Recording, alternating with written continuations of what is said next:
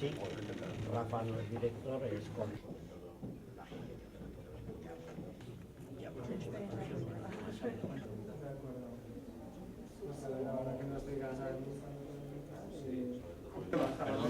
Podría haber.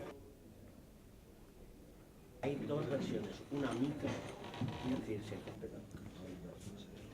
Y esta...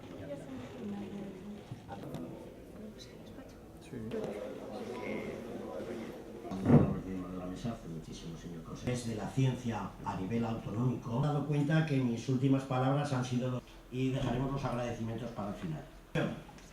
Porque conociéndolo,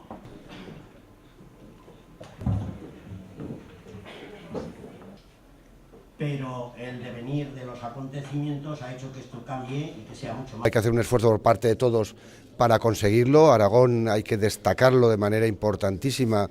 Tenemos un gran número de equipos y un gran número de personas que se dedican a la investigación y que están reconocidos a nivel internacional.